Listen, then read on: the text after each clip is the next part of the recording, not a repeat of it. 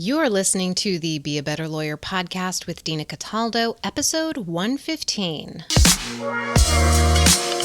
So how do high-achieving lawyers break through generations of being taught that we have to grind ourselves into the ground to get results for clients, build a successful business, and create a life we love?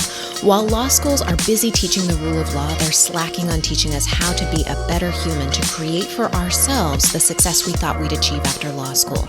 This podcast bridges the gap between law school and life. You know what we teach our young lawyers? We teach them that the beatings are going to continue until morale improves. That's a quote that hung on the wall of my office break area for years. Lawyers are notorious for not only beating ourselves up to be more productive, but helping teach and foster this culture of beating ourselves up into submission until we get more work done. We're going to change that. We're going to talk about exactly how to create more productivity, but from a place of not being stressed out and not beating ourselves up when we're not creating the result that we want. That is the opposite thing we need to do in order to create what we want to create in our lives. Today, I'm going to tell you a story about one mindset shift I made to boost my productivity and get clarity on what I wanted in my life. It's the same one my clients learn to foster and to use in their own lives, in their own practices, to create more time, to be more productive within that time. And I want to share with you this mindset shift because it is something that is going to change your life if you're not implementing it right now. It is something that most of us do not learn, and it's something that we all should be doing anyway because it is that simple and it is that perfect for ourselves. The very first thing I want to get into, though, is to spotlight one of my clients who has been killing it when it comes to increasing her productivity and reducing her stress levels at the same time, even in the midst of a pandemic. Well, my client Nancy told me she doubled her billable hours last week. She was more focused and diligent about saying no to a last-minute client who she referred out.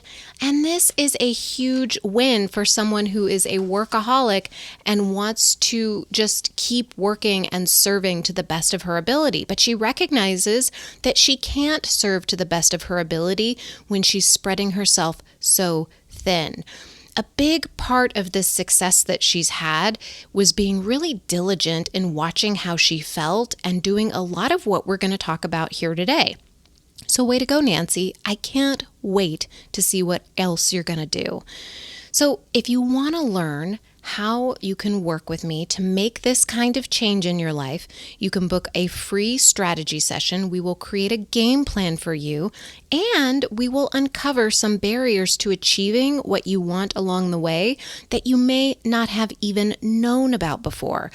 Go to dinacataldo.com/strategy session to set up a time to talk with me. That's dinacataldo.com/strategy session. Now let's begin changing everything in your life with what might seem like a tiny little shift. Let me set the scene first here because this is important. This is how I discovered this little mindset shift, and it is a gem. And it's probably something you've heard a million times, but you may not be implementing it right now because you don't recognize the value that it has.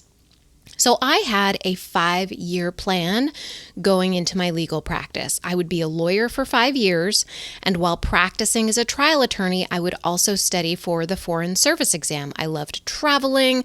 I had studied abroad in Egypt for a year, and I knew that this was something that I found intriguing. And of course, me thinking I'm the smartest person in the room wants to join the Foreign Service because that's where all the smarty pants are. So I had stacks of books and study materials just stacked in my dining room. I would come home from a day at the office just exhausted. And maybe I would read a little bit, but more often than not, I'd feel really sorry for myself. And then I would crash on the couch watching the news and eating potato chips. I felt sorry for myself because I had this desire that I wasn't taking massive action on, and I felt incredibly guilty about it. I was taking a lot of passive action, but zero massive action. And I had this thought that, isn't this what I really want to do? Why am I not taking any action on it? Why am I doing nothing on it? And I was beating myself up constantly. Every time I looked at that stack of papers and books, I just thought to myself, I have to do that. Like, I have to do it. And I would never take any action on it. And then about year 2.5 of my 5-year plan, I was diagnosed with breast cancer. And during the time off for chemo, I decided to do everything differently.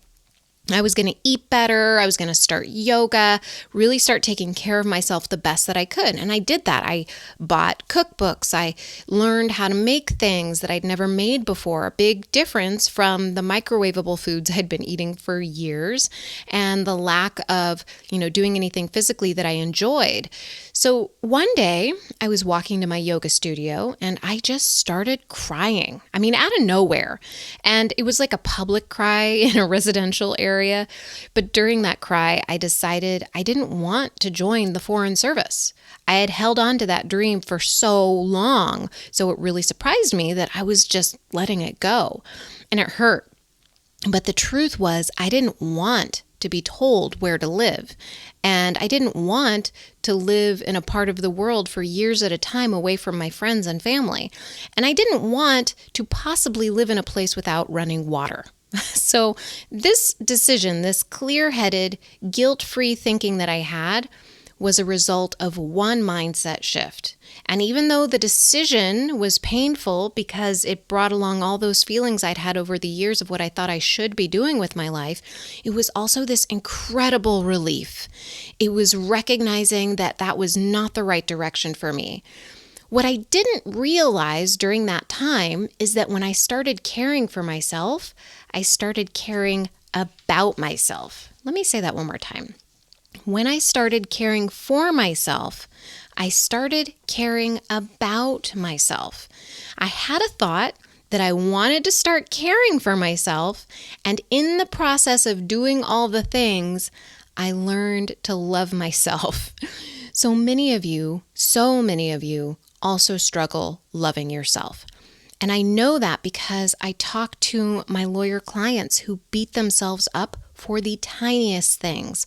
Our type A perfectionist tendencies seem to bring out this habit, and it's a habit that doesn't serve us. It's beating ourselves up with the idea that we will do better, be more productive, be better humans if we berate ourselves. Loving myself allowed me to think about what I really wanted, then act on it. Berating myself only made me freeze in indecision. Part of me also felt guilty, like I had wasted a colossal amount of time just spinning in this passive action around that goal. But I knew, too, that it was in my best interest to let it go, totally release it. And that shift from guilt to understanding was having compassion for myself. That's the mindset shift I want you to get here. Have compassion for yourself. When I understood the power of this shift to having more compassion for myself, I began extending it to everything. In fact, it's like I couldn't even help it because once I started doing it, I couldn't stop doing it. I started seeing it everywhere. I started extending it to the way I managed my calendar. I didn't want to schedule anything for a Friday night or cram task after task in a 1-hour period. And I wanted to have a calendar. I wanted to have something that I could look at and plan ahead for myself so I wasn't flying by the seat of my pants. So I was getting done what I said I was going to get done. And it changed how I talked to myself generally, and especially when I saw myself procrastinating. And I talked about this in the last episode, how it helped me move through my distractions quicker. And it also helped me really decide how to plan my week. When I planned my week, I created more time to move, to learn things, to play. And it made a difference in the boundaries I made around work to ensure it didn't take over my life. And that's exactly what Nancy did by referring a matter out. So once you start practicing having compassion for yourself, you get into this habit. It begins spreading into everything that you do. And pretty soon, you find yourself being happier and more productive. Go figure, right? This is pretty much the opposite of what most lawyers do. So where do you hear yourself beating yourself up? Where do you find yourself berating yourself? And most of all, and this is really important, where do you find this showing up in your practice around the new attorneys who are coming up in the law? Because if we keep, giving this momentum to this thought that the beatings will continue until the morale improves, then we're never going to change the legal profession. So here's some questions to start asking yourself when it shows up for you, and maybe it'll start helping you think through how you can mentor other lawyers when it comes up, when you start seeing it show up for young attorneys. When do these beatings happen the most? What could you say to yourself instead? Okay, some suggestions. Ask yourself, how would this be different if I was nicer to myself? What would this look like? An assignment, whatever you have going on, what would this look like if it were easier?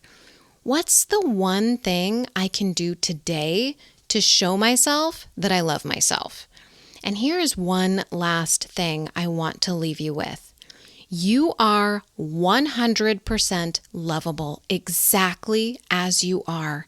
You don't need to work harder to be more lovable. I love you, and there is nothing you can do about it. All right, I hope you have a wonderful week. I hope you take this to heart, and I will talk to you soon. Bye. If you love what you're learning on the podcast, imagine how you'll evolve when you start implementing what you're learning. You can learn how to work with me to do just that by scheduling a free strategy session. Go to dinacataldo.com. That's dinacataldo.com. Talk to you soon.